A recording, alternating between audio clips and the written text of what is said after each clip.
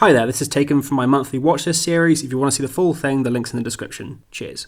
Mission Impossible is an ever-evolving American spy action franchise and the 16th highest grossing of all time. Spanning over 2 decades, 6 films have been released so far, with a 2-part finale to be released in 2023 and 2024. It's become synonymous for the increasingly dangerous stunt work, masks being put on and pulled off dramatically, and a revolving cast of characters and directors before finding its footing in 2011. But 3 films came out before that, starting with Mission Impossible, released in 1996. Comparatively to the later named entries, this film is much more of a noir spy thriller. Aside from the train top finale, much of the runtime is spent on building tension. Ethan doesn't even shoot a gun in the film, with only 5 shots being fired. Compare that to the later films, where there's lots. It was a bold choice hiring such a stylized genre filmmaker as Brian De Palma, whose previous work includes Carrie, a Stephen King horror adaptation synonymous with split screens and various types of blood, and the Scarface remake, synonymous with machine guns and parts of cocaine. However, De Palma is often noted for his Hitchcock inspirations, which marries well with this story. Ethan Hunt is framed as a mole after a mission goes horribly wrong and has to break into the CIA to clear his name. Hitchcock loved using the mistaken identity or the wrong man archetype, see North by Northwest or The Wrong Man. Arguably, the most famous set piece in the film is the Langley Heist. I'd never actually seen the scene in full before watching the film, but it's one of those iconic images that's entered the public movie vocabulary,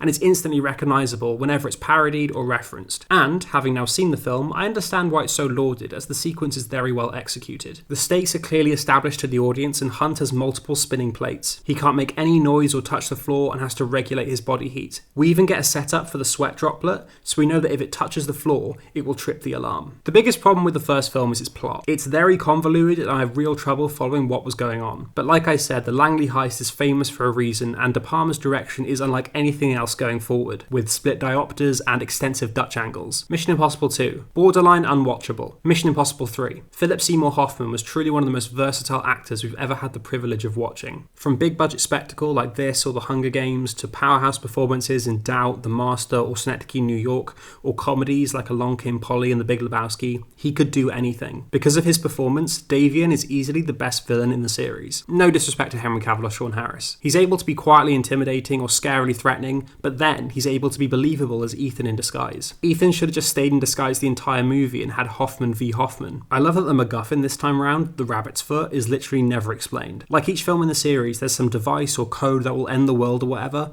but it's just there so the story can happen, and the audience knows that. I like when filmmakers give the audience credit. We also get the introduction of Simon Pegg as Benji, the guy in the chair who says some ominous dialogue and directs Ethan around at the end, something that becomes a recurring element. Also, Aaron Paul shows up for like 2 scenes. And they do a direct homage to the wire drop, except Ethan says, "Humpty Dumpty sat on a wall," for some reason. The most entertaining entry into the series so far. Ghost Protocol. Despite being a critical improvement on Mission Impossible 2, MI3 underperformed at the box office, and so Paramount wanted to reinvent the series and hand the torch over to a new lead. To do this, Brad Bird makes his live-action debut, and honestly, he was a perfect choice. Not only is he a master of visual storytelling, but he has experience in espionage filmmaking, as The Incredibles relies very heavily on spy tropes, even some from Mission Impossible. In my opinion, this is the most solidly directed film in the series. The only element that's slightly weak is the somewhat generic villain, but everything else is pretty much spectacular. Mission Impossible's main competitor, modern Bond, has steered away from silly gadgets, usually just equipping Bond with a gun or a car with a gun in it, but Mission Impossible revels in them. Brad Bird loves retro-futurism, so it would be a miss if he didn't incorporate silly spy gadgets in some way. All the ones seen in the film are fun and inventive, but I liked how they almost always go wrong. The invisible sheet doesn't work on multiple people at once, the Spider-Man gloves fail, and even the mask-making machine malfunctions. But this just makes the stunts and set pieces feel all the more realistic and boosts the tension, as the team constantly has to think on their feet and problem solve. Likewise, the mission has a very improvised feel to it, which according to the behind-the-scenes material is how the films are produced, often being rewritten until the 11th hour. As Jeremy Renner of the official Jeremy Renner app is set up to be the new lead, he gets to do the wire stunt, except this time with magnets. However, as box office and critical reception were at the highest they'd ever been, Renner is regulated to Guy, who is also there. In one of the best decisions the series has made, Simon Pegg is bumped up to the main cast. With the groundwork of the character established in 3 and Pegg's natural charisma on screen, it makes him a perfect choice to promote. I'm glad Benji is a valid member of the team, as so many comedic sidekick characters devolve into broad stereotypes that don't contribute much to the story. But Pegg has shown in his previous works that he's an expert at balancing comedy with pathos. After Ving Rhames' Luther, Benji becomes the second recurring side character, as the only staple of the series so far had been Ethan. And some established familiar faces are needed, so you don't have to keep reintroducing characters. And next, Rogue Nation. Christopher McQuarrie, who came in to do some uncredited rewrites on Ghost Protocol, is promoted to the director's chair, which he'll remain in until the series' conclusion with Dead Reckoning Parts 1 and 2. The best part of Rogue Nation is just Benji and Ethan going on a little trip together. Newcomers to the franchise are Rebecca Ferguson as Ilsa Faust, a can-they-be-trusted ally,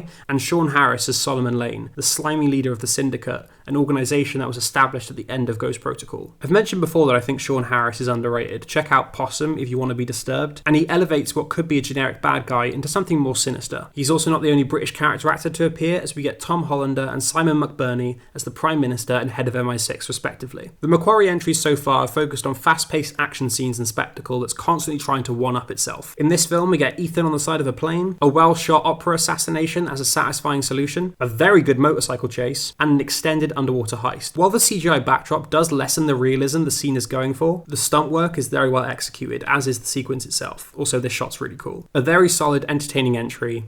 Had fun with it.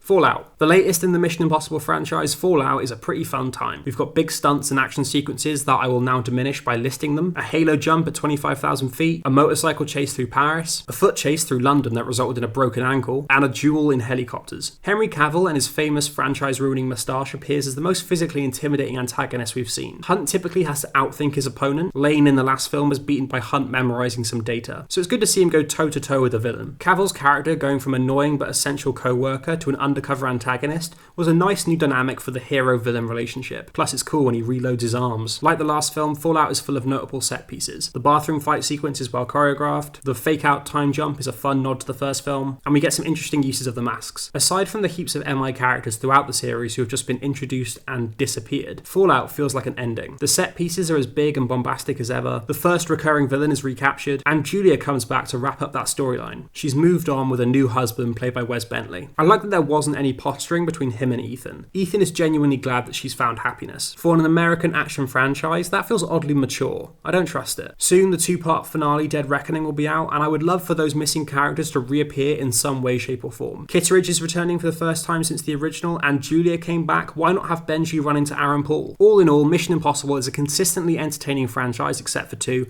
with a good cast of characters, impressive stunts, and a heist scene that will outlive us all. Here's my current ranking. 4, 6, 5, 3, 1, 2.